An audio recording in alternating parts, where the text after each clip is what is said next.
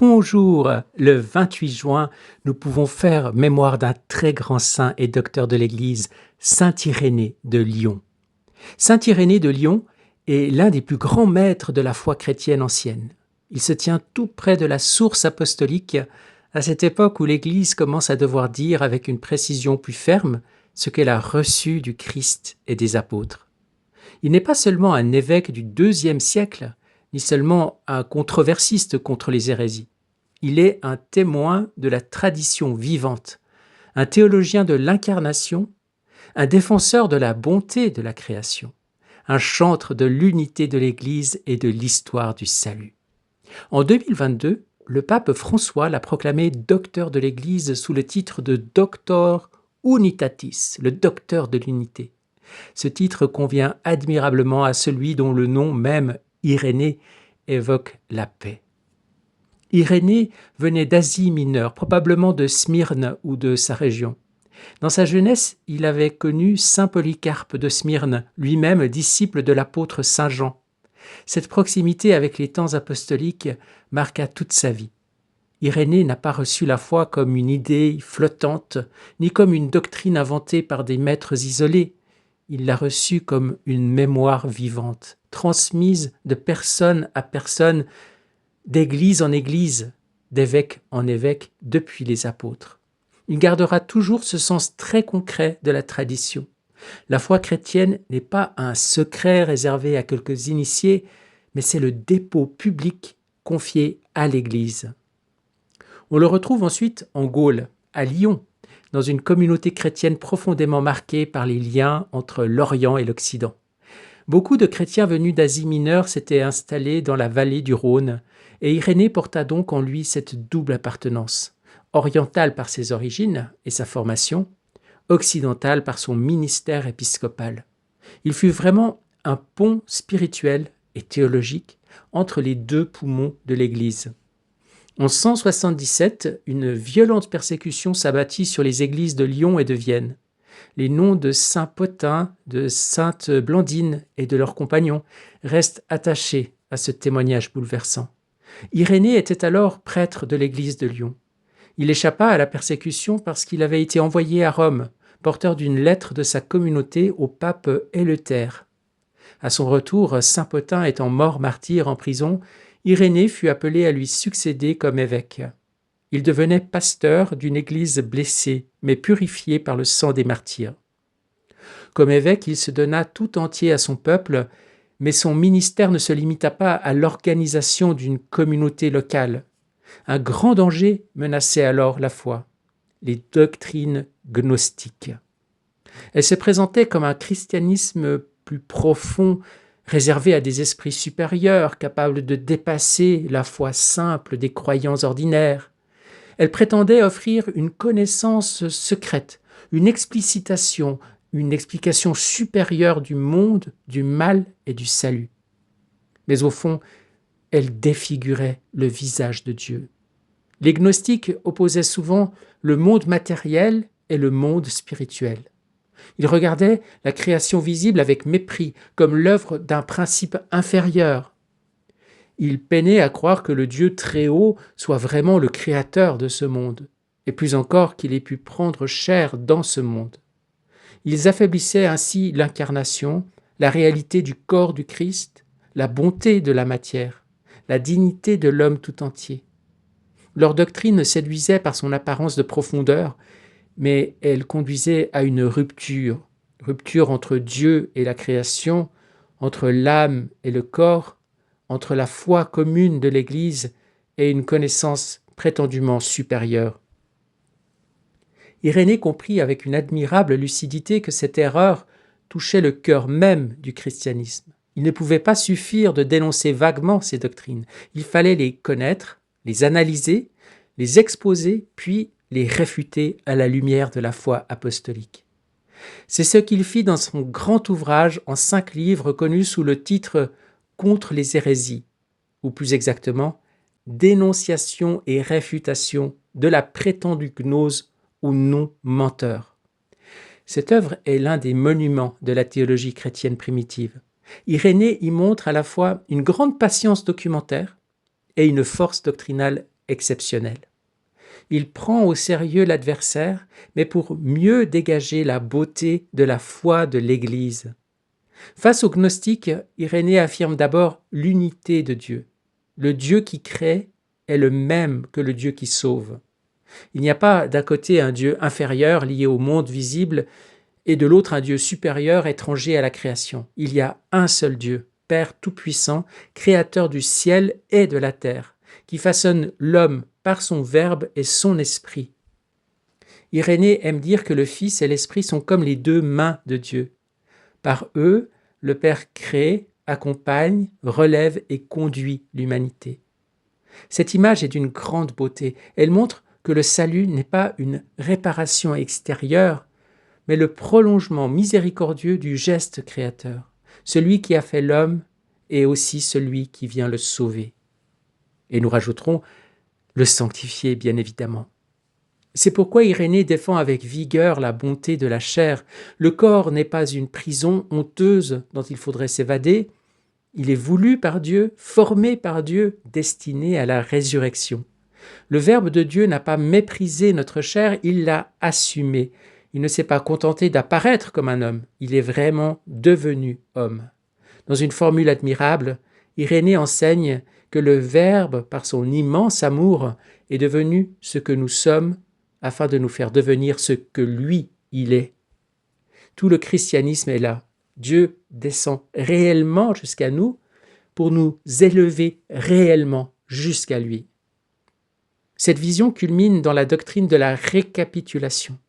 Pour Irénée, le Christ ne vient pas seulement pardonner des fautes, il reprend en lui toute l'histoire humaine pour la ramener au Père.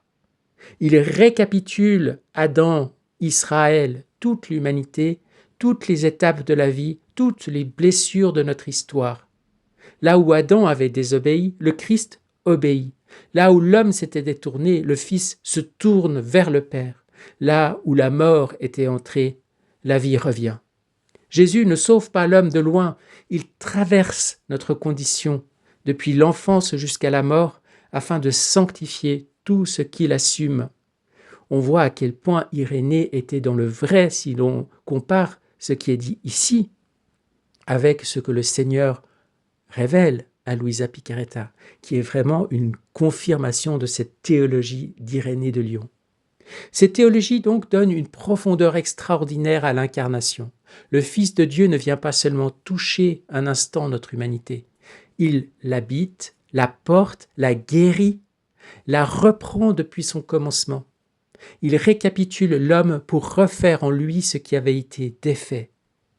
Le salut n'est donc pas une fuite hors du monde créé, mais une restauration, une transfiguration, une entrée de toute la création dans le dessein de Dieu.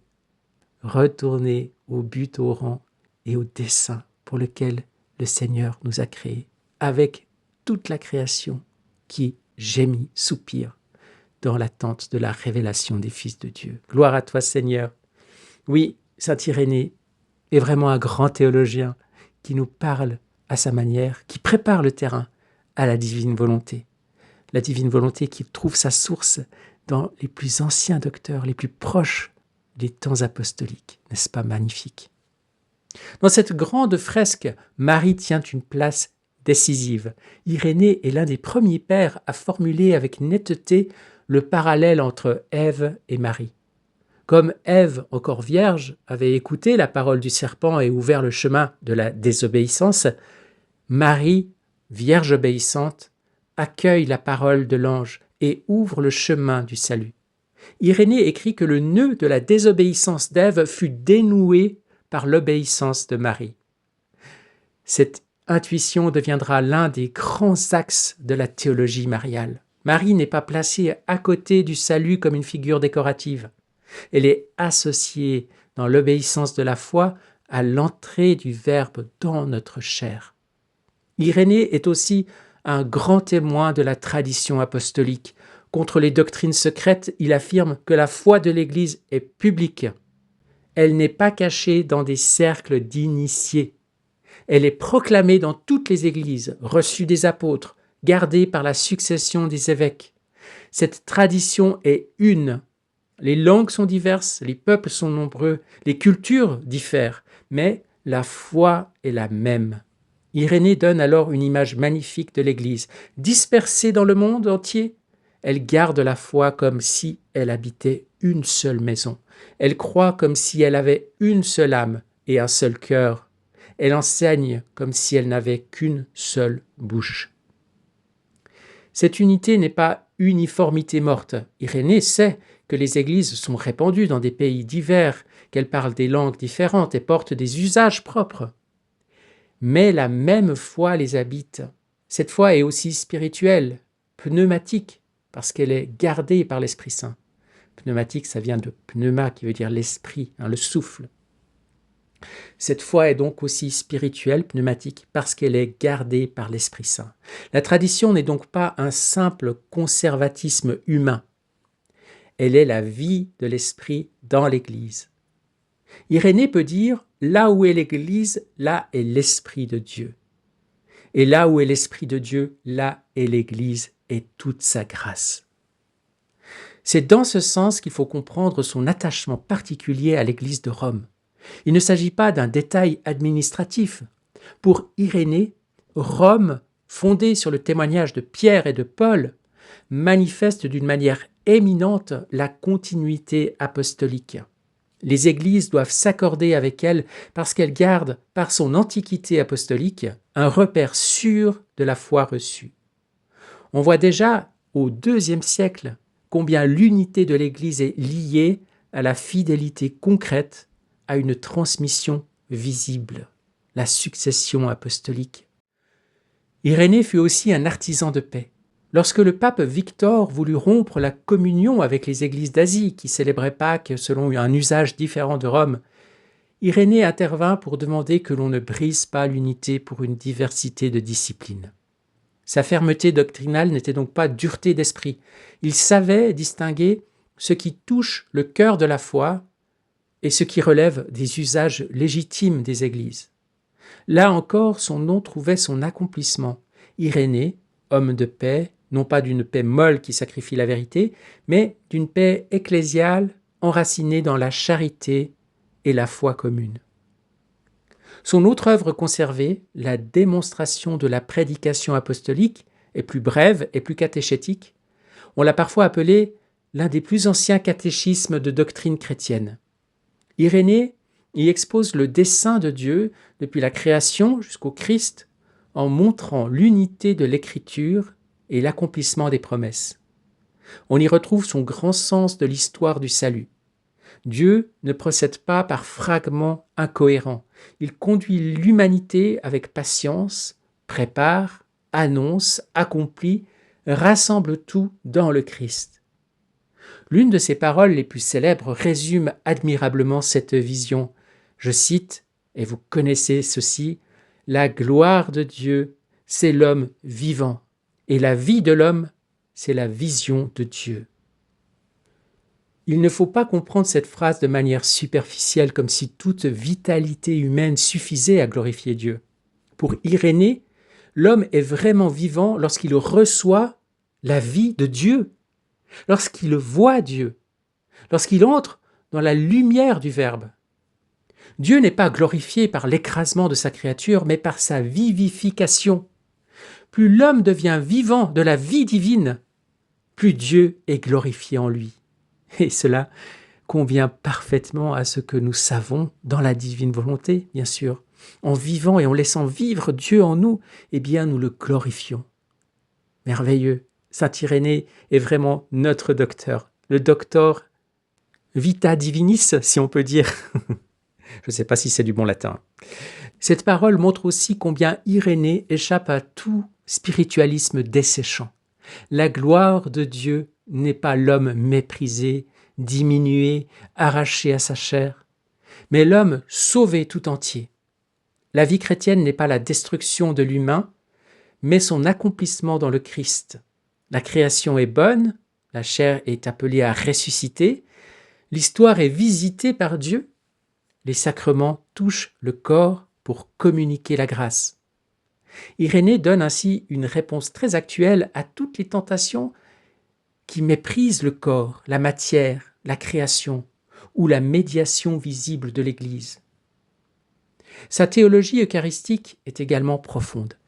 Contre ceux qui méprisent la matière, Irénée rappelle que le pain et le vin, fruits de la création, deviennent l'Eucharistie du corps et du sang du Christ. Comment mépriser le corps si le Seigneur lui-même nourrit nos corps de son corps? Comment nier la résurrection de la chair si cette chair reçoit déjà le gage de la vie éternelle? L'Eucharistie chez Irénée est inséparable de la création, de l'incarnation et de la résurrection. Elle manifeste que Dieu sauve l'homme non en contournant la matière, mais en l'assumant et en la transfigurant. Saint Irénée mourut vers 202 ou 203 et l'Église le vénère comme évêque et martyr.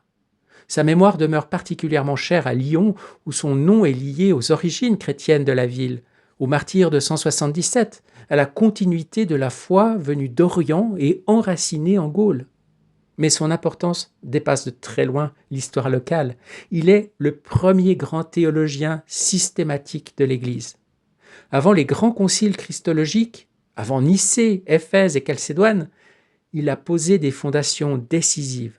Un seul Dieu, créateur et sauveur, un seul Christ, vrai Dieu et vrai homme, une seule histoire du salut, une seule foi apostolique, une seule Église vivifiée par l'Esprit Saint. Il est aussi un maître pour notre époque.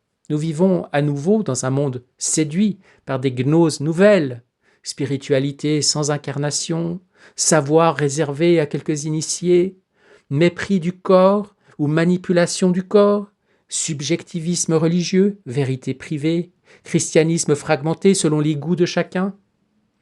Irénée répond avec une force tranquille, la foi est publique, reçue, ecclésiale. Dieu est créateur et sauveur, le Verbe s'est fait chair, le salut touche l'homme tout entier, la vérité n'est pas propriété d'une élite, mais don fait à l'Église pour tous. Il rappelle aussi que l'unité chrétienne n'est pas un arrangement diplomatique. Elle naît de la vérité reçue ensemble, de la tradition apostolique gardée dans l'esprit, de la communion visible de l'Église, de la charité qui sait ne pas rompre pour des différences secondaires. C'est pourquoi son titre de docteur de l'unité n'est pas un simple hommage tardif. Il exprime le cœur même de sa mission. Garder la vérité qui unit, combattre les erreurs qui dispersent, servir la paix qui vient du Christ. Dans saint Irénée, l'intelligence et la foi ne s'opposent jamais. Il pense pour adorer, il réfute pour protéger. Il écrit pour transmettre. Il combat l'erreur non par goût de la controverse, mais parce que le visage du Christ et le salut des hommes sont en jeu.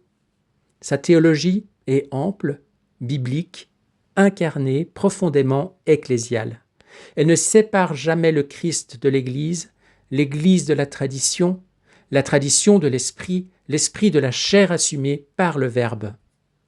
Ainsi demeure ce grand évêque venu d'Orient et donné à l'Occident, disciple de la mémoire apostolique, pasteur de Lyon, héritier de Polycarpe, défenseur de la foi commune, théologien de la récapitulation, docteur de l'unité. Par lui, l'Église apprend encore à confesser la beauté du dessein de Dieu. Le Père crée l'homme par son Verbe et son Esprit. Le Fils assume notre chair pour refaire en lui l'humanité blessée. L'Esprit garde dans l'Église la foi vivante, et l'homme, pleinement vivant de Dieu, devient la gloire de son Créateur. Chez saint Irénée, toute la foi se rassemble dans une grande vision d'unité. Un seul Dieu créateur et sauveur, un seul Christ qui récapitule l'humanité, une seule histoire où la création, l'incarnation, l'Église, l'Eucharistie et la résurrection de la chair ne se séparent jamais. Pour lui, Dieu ne sauve pas l'homme en l'arrachant à son être créé, mais en reprenant toute son humanité pour la refaire vivante dans le Verbe.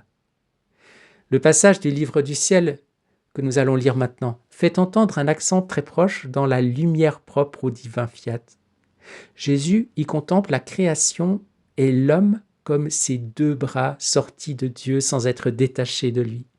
Et il révèle son désir de remettre l'homme en ordre, de souffler de nouveau en lui, de le couvrir de son amour et d'y faire régner sa volonté. Après saint Irénée, on peut laisser résonner cette parole comme une immense promesse de récapitulation. L'homme blessé, créé pour porter Dieu et lui répondre en amour, sera ressaisi par le vouloir divin jusqu'à redevenir la gloire vivante de son Créateur. Nous sommes au tome 36 du Livre du Ciel à la date du 28 août 1938. Et Jésus dit à Louisa, « Ma bienheureuse fille, chaque acte de la créature dans ma volonté est pour elle un jour plein de bonheur et de tous les biens. Et si elle en fait 10, 20, ce sont autant de jours qu'elle acquiert. Dans ces jours, cette créature prend possession du ciel. Et comme elle est encore sur la terre, elle fait sien le soleil, le vent, la mer. Et sa nature reçoit en ornement la plus belle floraison, mais une floraison qui jamais ne se flétrit. Oh, comme elle sera belle lorsqu'elle viendra dans notre céleste patrie, car elle possédera autant de jours que d'actes accomplis dans mon vouloir.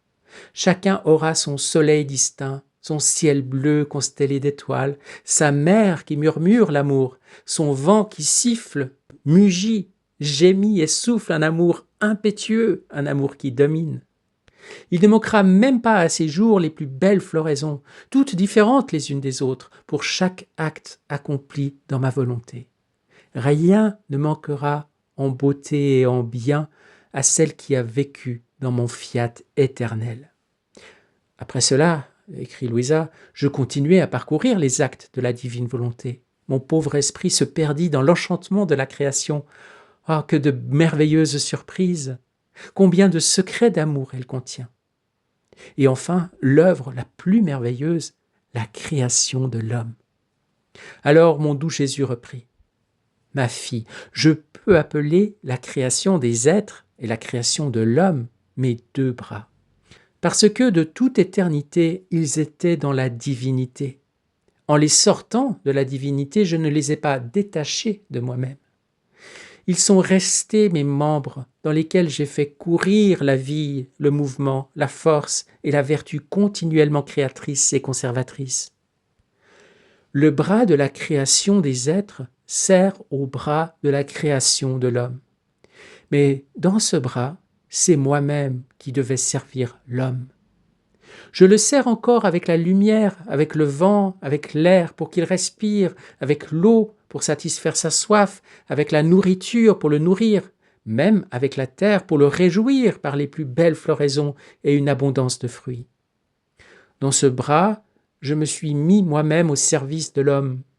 Mon amour ne lui refusait rien. Je courais vers lui à travers les choses créées, en les lui apportant dans mes bras, parce que toutes les choses lui donnaient de la joie et du bonheur. Dans ce bras, je trouve toutes les choses telles qu'elles sont sorties de la divinité. Pas une goutte de lumière ou d'eau n'a été perdue. Rien ne s'est changé. Tout ce qui est sorti occupe sa place d'honneur, me donne la gloire de mon amour éternel. Et tous les êtres me révèlent comme celui qui les a créés. Ils révèlent ma puissance, mon inaccessible lumière et mon inatteignable beauté. Chaque chose créée est une histoire de mon amour éternel qui dit combien j'aime celui pour qui toutes les choses ont été créées. Puis, de la création des êtres, je suis passé à la création de l'homme. Quel amour dans sa création! Notre être divin débordait d'amour. En formant l'homme, notre amour courait et investissait chaque fibre de son cœur, chaque particule de ses os. Nous avons étendu notre amour dans ses nerfs. Nous avons fait courir notre amour dans son sang. Nous avons investi de notre amour ses pas, son mouvement, sa voix, son battement de cœur et chacune de ses pensées. Lorsque notre amour a formé l'homme, je l'ai tellement rempli de notre amour qu'en chaque chose, même dans son souffle, il devait nous donner de l'amour comme si nous l'aimions en toutes choses. Puis notre amour en arriva à l'excès, de souffler dans l'homme pour lui laisser notre souffle d'amour. Et comme accomplissement et couronnement, nous avons créé notre image dans son âme en lui faisant le don des 3 puissances de mémoire, d'intellect et de volonté. Nous demeurons en lui, il est notre porteur. Ainsi, l'homme est uni à nous comme un membre, nous sommes en lui comme dans notre demeure. Mais combien de souffrances nous trouvons en lui. Notre amour n'a pas de vitalité. Notre image est là, mais elle n'est pas reconnue. Notre demeure est remplie d'ennemis qui nous offensent. Nous pouvons dire, il a changé notre sort et le sien, il a renversé notre dessein sur lui, il ne fait qu'apporter de la souffrance à notre bras qui continue de l'aimer et de lui donner la vie. Ma fille, notre amour veut en arriver aux plus grands excès, il veut sauver notre bras qui est l'homme. À n'importe quel prix, notre amour veut le mettre en ordre. Nous serons contraints par notre amour de souffler de nouveau en lui pour expulser ses ennemis et nos ennemis. Nous le couvrirons de nouveau de notre amour et nous ferons entrer en lui la vie de notre volonté. Il n'est pas digne de notre majesté, de notre sainteté, de notre puissance et de notre sagesse qu'il y ait ce désordre dans notre œuvre créatrice qui nous déshonore tellement. Ah non, nous allons triompher de l'homme. Et le signe certain, c'est que nous manifestons les prodiges de notre vouloir et la façon de vivre en lui.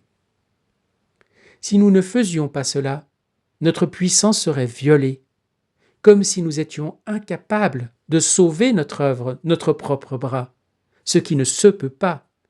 Ce serait comme si nous ne pouvions pas faire ce que nous voulons. Ah non, non, notre amour et notre volonté vont l'emporter et triompher de tout. Gloire à toi, Seigneur, sois béni et adoré, glorifié, et merci pour ce passage de grande beauté encore. Très souvent dans le livre du ciel, quand le Seigneur nous parle de la création, il distingue la création des choses et la création de l'homme. L'homme a été créé vraiment de manière toute spéciale, et nous le voyons déjà dans l'Écriture, dans la Genèse. Nous avons 2 récits de la création. Le premier qui parle justement de jour, comme dans ce texte, quand au début le Seigneur disait que l'âme qui vit dans sa divine volonté, chaque acte qu'elle pose dans sa divine volonté, eh bien c'est comme un jour nouveau, comme un jour qui contient tous les biens de la création, un soleil, une floraison magnifique, etc. C'était une référence implicite évidemment à la Genèse. Dans la Genèse, donc, nous avons 2 récits. Nous avons le premier récit où l'homme apparaît au 6e jour comme le couronnement de cette création. Tout a été préparé en vue de la création de l'homme. Et après la création de l'homme, il y a le repos du 7e jour, le repos de Dieu. Le 2e récit de la création est centré justement sur la création de l'homme. Et l'homme est au centre du jardin. Et tout passe devant lui. Et il nomme les créatures, etc. L'homme est vraiment une créature particulière dans la création. Et c'est pour ça que très souvent dans le livre du ciel aussi, même s'il y a peut-être d'autres raisons, il parle de la créature pour parler de l'homme, de l'être humain. La créature, c'est la créature. Tout le reste, tout le créé autour de lui, c'est la création, c'est les choses créées, mais il y a la créature pour qui tout a été fait. C'est l'homme. L'homme qui a été fait avec cette particularité. On le voit avec quelle tendresse Dieu nous a créé l'homme. Avec quelle particularité d'amour il a fait toutes choses en l'homme. Et à la fin, encore en le couronnant, il a mis ces 3 facultés de l'âme que sont la mémoire, l'intelligence ou l'intellect et la volonté. Et c'est ça, cette image de Dieu dans l'être humain. Ça rejoint la théologie de saint Augustin, qui voyait justement dans l'âme humaine cette image de la Sainte Trinité, avec ses 3 facultés. Donc ici, saint Augustin est confirmé à travers la révélation de Jésus à Louisa. Oui, cette image de la divinité en nous, cette Sainte Trinité. Mais le Seigneur se plaint parce que nous sommes si loin de lui. Dans ce passage, on pourrait être surpris qu'il n'y ait pas de mention justement de toute l'œuvre de la rédemption et des sacrements. Parce que, évidemment, oui, l'homme s'est détourné, a désobéi, a quitté cet état d'amitié et d'union avec le Seigneur, où il vivait dans la divine volonté, où il a déjà posé des actes qui restent des actes divins, qui l'ont attendu au ciel. Mais après la chute, eh bien, il a tout quitté.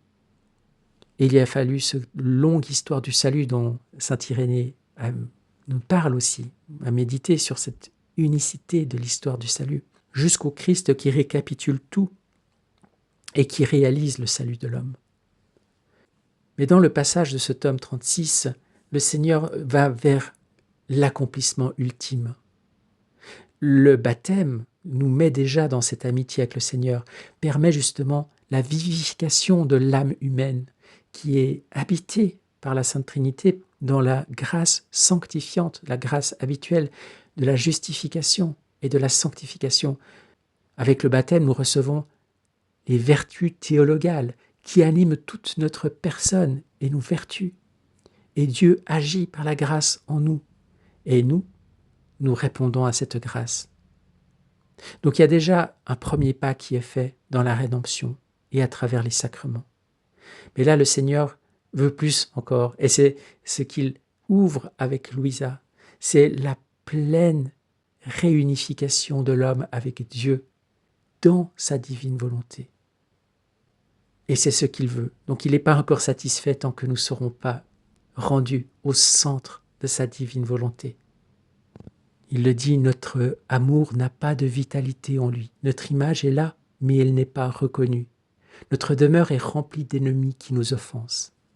C'est malheureusement souvent le cas lorsque nous vivons loin de Dieu, que nous ne pensons pas à lui, et même quand nous essayons de vivre avec lui, que nous allons à la messe, que nous avons une vie de foi consciente, combien de fois nous risquons de tomber et donc de l'offenser, et donc de laisser entrer dans notre âme, à cet endroit qui devrait être le sanctuaire de Dieu, eh bien, des ennemis du Seigneur.